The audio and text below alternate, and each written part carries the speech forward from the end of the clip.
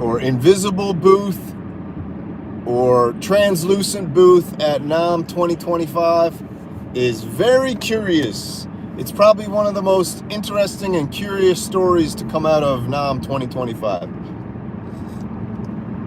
Welcome, Synth Renegade Mafia. I gotta tell you, this is definitely one of the biggest conspiracies in the synthesizer world to date, and I think a lot of people are catching on real quick. If this happened a couple years ago, I don't know if people would have been seeing it as much as they are now, but I'm seeing a lot of chatter going on in comment sections of people who've posted videos at NAMM 2025. Behringer's 10 years absence, they returned. They had the largest booth. We talked about this on Synth Renegade Mafia Radio the other night. I know a lot of people are wondering, where is all the Behringer coverage at NAMM? At NAMM, what says it? NAMM or NAMM? I'm saying NAMM. Behringer coverage at NAMM was almost, let's pretty much say, non-existent. And the fact of the matter is, when you got the biggest booth and you're probably the only synthesizer company there with new products, I talked to a few people and they were like, well, Behringer's JT16 and the Pro 16 weren't plugged in, so there wasn't much to talk about. And then they got the DX1 clone, which is the BX1 there, and that's a whole lot to talk about. And it just seemed like that one synthesizer even pulled in the haters and the people that went to NAMM and weren't going to cover it. They just had to cover it because it was so delicious. For them, it was so clickable. It was such a hot topic. I mean, God bless Nick Batt and Sonic State, and God bless Robbie, Andrew, and Kent Spong from Pro Synth Network, because they covered it. But man, it was a total blackout from most of the larger channels and creators. And the question we got to ask is, why? Why was the largest booth of probably the most talked about company, a company who probably has the largest fan base on planet Earth, a company who has the most, what do you want to say, has the most energetic followers and customers and loyalists? Why was there zero coverage? Because you would think that all the mainstream synth news, which we're going to start calling fake news. Just kidding. Relax. Just relax. I know that's triggering. When someone uses the word fake news, it's triggering. Relax. But the mainstream synth news avoided Behringer. And I think it's getting to the point now where people are sick and tired of it. You got people who aren't even really Behringer fans that really wanted some coverage, man. They wanted to see what else was there. I mean, they had the CZ Mini there. People didn't even cover that. They missed it. They had the Lin drum there, the LM drum, which is probably one of the greatest drum machines of all time now. You know, it kind of like eclipsed even Roger Lin's originals, because all the originals are built into that, plus more. Analog filters. Ability to sample your own samples, that firmware upgrade to tune all the kits now. I mean, the fact is, the Behringer Wave was there, an absolute glorious recreation of the PPG Wave, and God knows what else they had there because no one freaking covered it. You know, was it too much trouble for someone to do a friggin' walkthrough of the whole booth? Was that too much to ask? Is it too much to ask, as a dude who's working 3 damn jobs, who goes on the friggin' boob tube to check out some NAMM coverage, he can't even get a damn walk to the Behringer booth. He gets a walk by, he gets a drive by, he gets a friggin', whatever you do, turn your camera in the other direction so you don't friggin' see what's going on. What's going on? I'll tell you what's going on. Everybody tune in to Noir et La Blanc After Hours tonight, his live stream with the beautiful Autumn Guard from Autumn Guard Music. They got a great show coming up tonight. Check that out. Because I'll tell you what, man, there's cracks forming in this synth mafia. There's cracks forming in the synth Illuminati. There's dirty tricks going on behind the scenes. There's paid actors. There's industry plants. Everyone thought industry plants were only in the rap industry. Let me tell you something.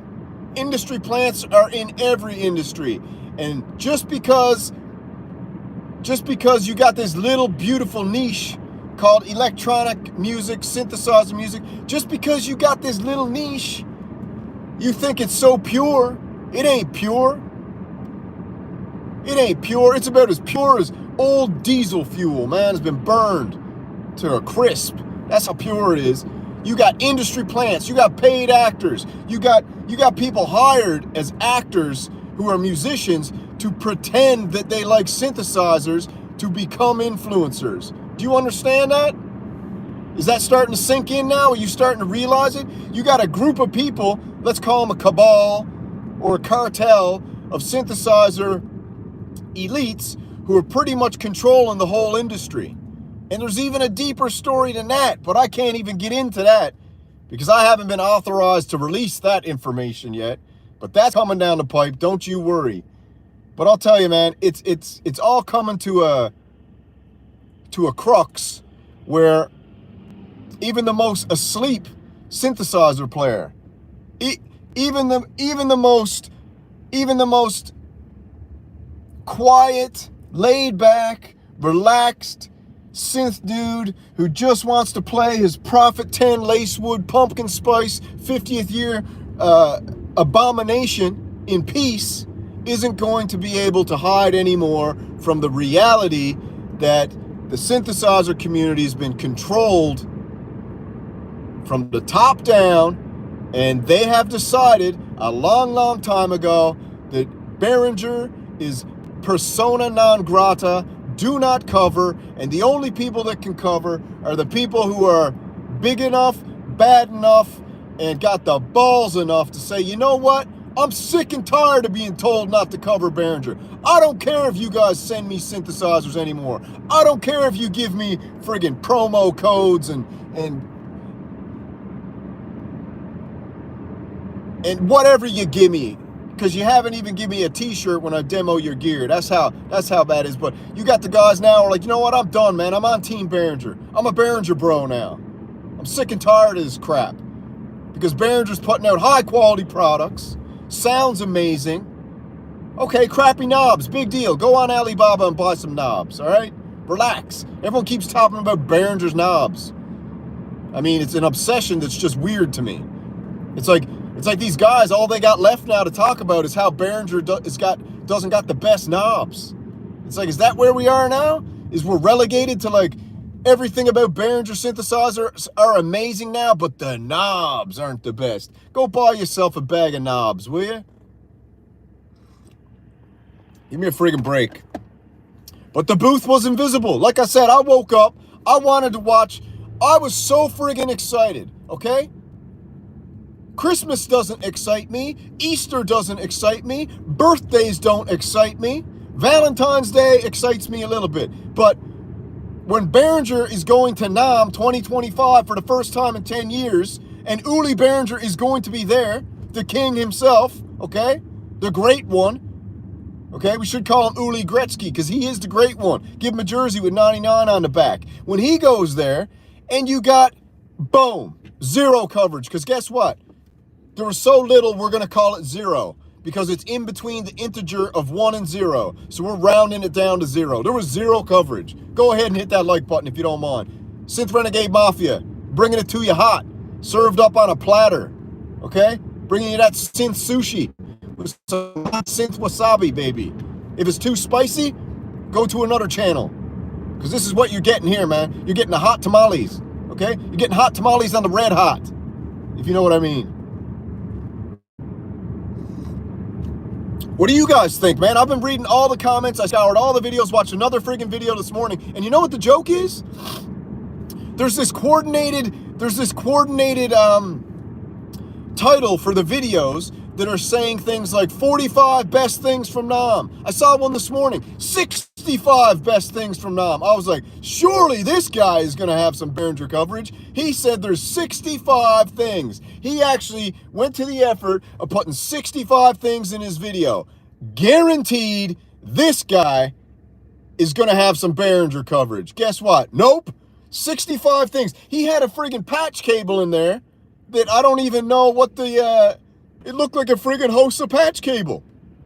I'm like, the Hosa patch cable beat the BX1, the Yamaha DX1 clone? Only 140 of them on planet Earth ever made, and there's probably only 6 working, and Robbie, the beautiful English gentleman, has one, okay?